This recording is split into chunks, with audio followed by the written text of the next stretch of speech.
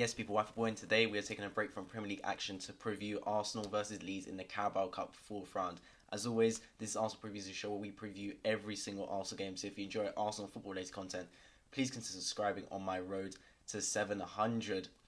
This is my 18th preview of the season, and the Carabao Cup one's always an odd one because it's hard to see what's going to happen. It's a cup game. You don't know what Arsenal lineup's going to come out. You don't know what team's going to come out. You don't know what the opposition team lineup is going to do. But I'll do my best to get my prediction for the lineup, preview of the game, so you know all the facts going into the fixture. So first of all, of course, I'm going to talk about the TV channel, where it's being played, how you can watch it if you want to go or not. So the game's being played this Tuesday, the 26th of October 2021, and it is being shown live on Sky Sports. So those of you lot that wanted to watch the AFC Wimbledon game, Arsenal versus AFC Wimbledon, and didn't go, and were shocked to find that you can watch it anywhere, you can watch it this time, 7 to 45 p.m. kickoff, shown live on Sky Sports Football. So you can watch it there. Alternatively, if you do want to go to the game, it is being shown at the Emirates. Arsenal got drawn at home, and tickets are £10 for the lower tier and £20 for the upper tier for adults. So decent ticket prices, not the most expensive. And I went to the AFC Wimbledon, and I noticed a lot of families went there, a lot of younger people, because it is an affordable game. The Premier League ones are a bit of a rip-off, I'm not going to lie.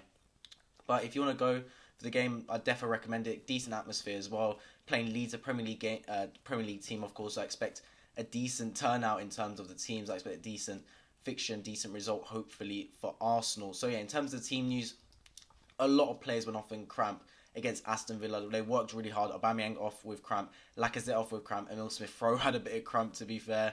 And I expect a lot of rotations from both sides going into this cup fixture. It's round 4 of the Carabao Cup, our third game, Arsenal's third game in the Carabao Cup, and Leeds' third game as well, which is surprising because normally if we'd won our previous two, we'd be in the 5th round, but of course we started in the 2nd round because we didn't make Europe. And winning this means we get put into the 5th round, which is one step closer to maybe reaching the final at Wembley and lifting the Carabao Cup, a trophy that, to be fair, we haven't won a lot recently at all. I remember the last time we got to the final, I believe it was 2011. Laurent Koscielny and Szczesny had the mix-up of the ages, and it resulted in us losing out on the trophy under Arsene Wenger. And since then, it's just been Man City's competition. So hopefully with no Europe, we can give a shot at this Carabao Cup. I'm not gonna lie and say that I really want to win it, but it's a decent cup competition, and at the end of the day, with being out of Europe, we have a big squad, and some of these players need some game time. And if the Carabao Cup is where they get their game time, then so be it. I don't mind staying in the competition. So yeah, I'm going to get into my predicted lineup now for Arsenal. I expect a lot of rotation. For me in goal, he's going to go back to Bernd Leno. Ramsdale's been amazing in the Premier League, absolutely amazing. But he is still a good goalkeeper. I don't care what anyone says, Leno is a good goalkeeper. His distribution is worrying, but in a game like this, look, his shot stopping is very good still. Leno can easily take that goalkeeper position, and I have no doubts over him not putting out a good performance. Right back, Cedric I think will come in. Tomiyasu can get a breather.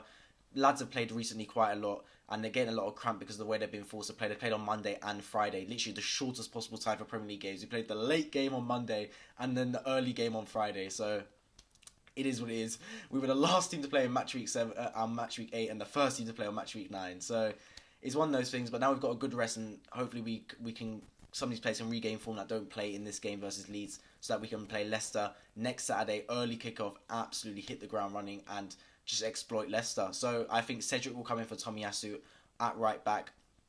The guy just needs a breather. Tomiyasu, he's been great for us. He's played a lot recently. The centre backs wise, I think Holding will be right centre back, and then Pablo Mari will be left centre back. They'll just swap him for Ben White and Gabriel.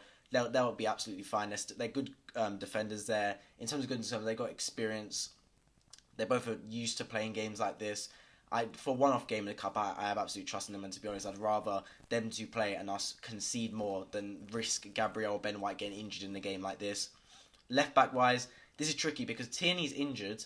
Normally I'd say Tavares should play because he's our backup, but then I hope that Arteta doesn't put in Kolasinac. Like, I have no problem with Kolasinac, but I just don't want to see him play. For me, I'm going to put Tavares there, even though I can actually see him put Kolasinac there just because Tavares played on the weekend.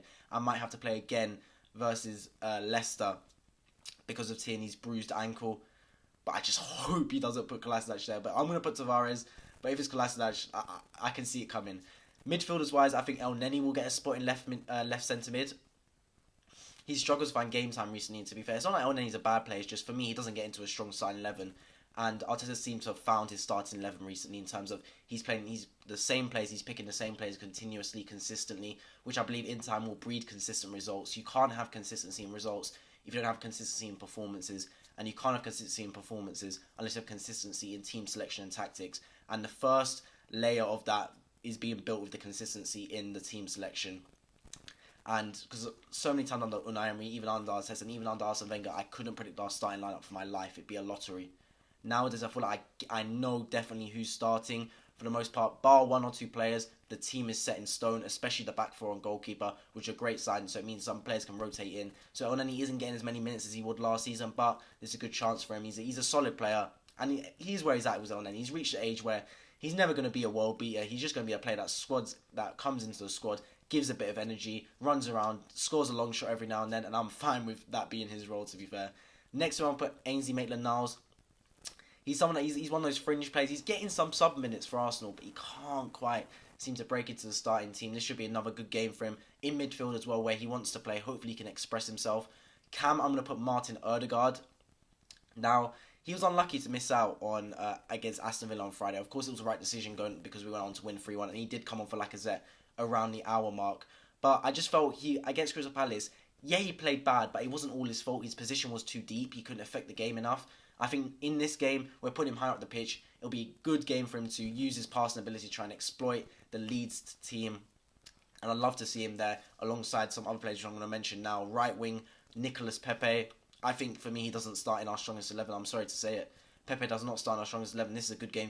The cup games really suit Pepe because he can be a bit more exclusive. He goes against defenders that are less quality, where he can run at them a bit more, and he can literally just exploit worse defenders than the Premier League standard defenders. And yeah, I think this will be a good game for Pepe. I can see him actually performing.